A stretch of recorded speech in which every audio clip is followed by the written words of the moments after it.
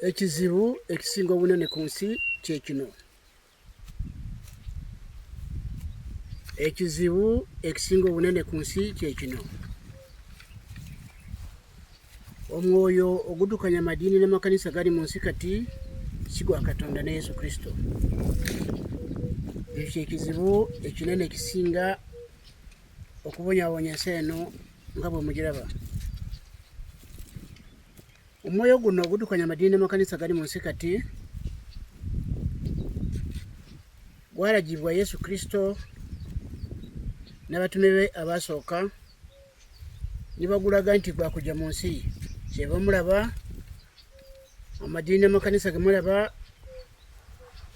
nga byakufuna by'abantu by'abasumba n'abanaddiini, ate nga mulaba n'ensi nga bwe mugiraba mu byalo byammwe mu mawanga nga bwe mugalaba. Obubi bw'omuntu nga bweyongedde ku nsi, obubi bw'omuntu nga bweyongera mu mawanga gonna,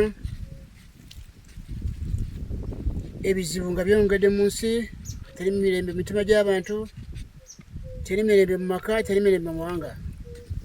Byonna bireeteddwa okuba nti amadiini n'amakanisa gali mu nsi kati omwoyo ogugaddukanya si mwoyo wa Katonda ne Yesu Kristo. Omwoyo guno gwalagibwa mu byawandiikibwa mu bategeezeza, guli mu Basesalonika sura 2, musonyiuka Abasesalonika ekyokubiri sura 2 olunyiri olusooka okutwa 12, Matayo 24 olunyiri lwa 24, Matayo 7 olunyiri lwa 21 okutwa 27, ate Bakorinso ekyokubiri sura 11 olunyiri lwa 13 okutwa 15, Yakobo sura 2 n'olunyiri lwa 19. Ebyawandiikibwa bw'ebyo biraga omwoyo ogwo ogwefaananyiriza ogwa Katonda naye nga si gwa Katonda gwennyini. Ekikakasa nti amadiini n'amakanisa gali mu nsi kati si ga Katonda ne Yesu Kristo. Obubonero Yesu Kristo bwe yateeka ku kkanisa ye oba ku bayigirizwa be obwali bwakubalaga ensi n'ebategeera nti be bano. Obwo obubonero abagolezi ba Yesu Kristo bali mu nsi kati tebabulina. Obubonero Yesu bwe yateeka ku kkanisa ye oba bwe yateeka ku bayigirizwa be abamukkiriza leero tebabulina. Ng'akabonero akalaga nti omwoyo ogudukanya amadiini n'amakanisa kati si gwa Katonda ne Yesu Kristo. Mbategeeza nti abakkiriza Yesu Kristo abali mu nsi kati balina ebibi naye nga tebabiraba. Abakkiriza Yesu Kristo bali mu nsi kati balina ebibi bye batalaba. Okisooka, ekibi kyenjawukana ekiri mu bo tebakiraba.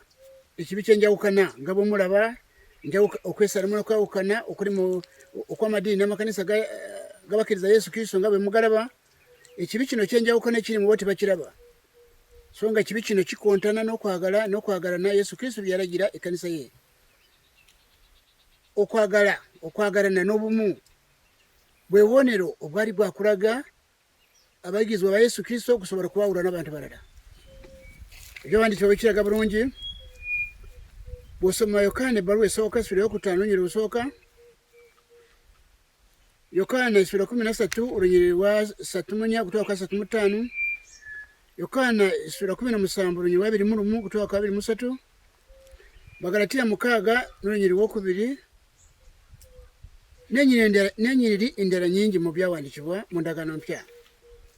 Ebikakasa nti zino njawukana ze mulaba eziri mu bagolezi ba Yesu Kristo za Sitaani, si za Katonda. Eri kkanisa Yesu Kristo si bwe tebwaliteekeddwa okubeera. Liteekwa okubeera okwagalana n'obumu. Ebyo Yesu Kristo yabiraga bye byali byakulaga ebibala ebirungi eri abamukkiriza, abantu ne bakkiriza nti bano bwe babe ne babaawula ku bantu balala. Ebibonero bungi baseba ne banyabo obulaga nti abagolezi ba Yesu Kristo bali mu nsi kati omwoyo ogubalimu si mwoyo wa Katonda. Basudde abantu abo basudde ekisa kya Yesu Kristo, ate nibatabula Yesu Kristo mu bya Musa ne bannabbi. Ekisa kya Yesu Kristo bakitabudde mu Musa ne bannabbi. Ebigambo ebyo byakutegeerwa abantu abamanyi ku Bayibuli.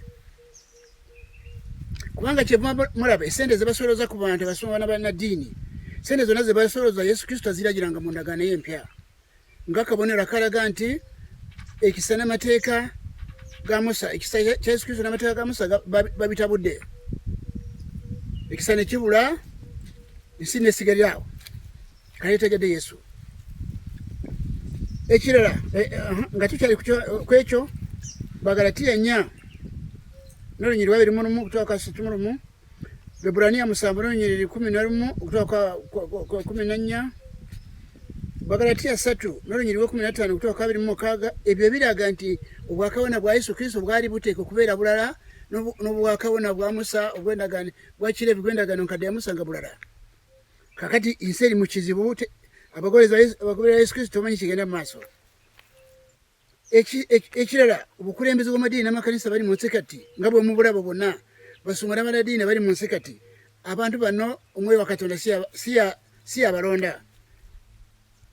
Abaliwo abali mu byawandiikibwa mu Bikola by'Ebitume Essuula 2 n'olunyiriri 17,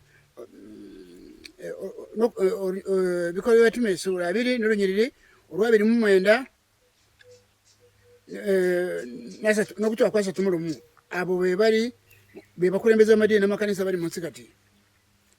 Naye abaali bakulabirira, abaali bakusumba oba baali bakulabirira ekisibo kya Yesu Kristo boogerwako Bikola by'Ebitume Essuula 2 n'olunyiriri 17 n'olunyiriri 28, Peetero ekisooka Essuula 5 n'olunyiriri lusooka kutuuka ku 4, Timoseewo Essuula ekisooka musonyeko ekisooka Essuula 3 n'olunyiriri lusooka kutuuka ku 9, Tito Essuula esooka n'olunyiriri 5 okutuuka ku 9.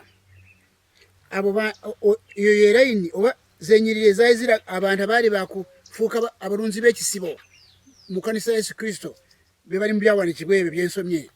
Naye abaliwo kati b'Ebikola by'Abatume Essuula 2 n'olunyiriri 29 n'olwa31. Abantu bano abakkiriza Yesu Kristo bali mu nsi kati, bigambo bingi nga bumanyi ebintu ku TikTok, ebintu byakwogera ebigambo bitono, bigambo binene nnyo okukyama kw'abagoberezi ba Yesu Kristo kuli mu nsi kugazi.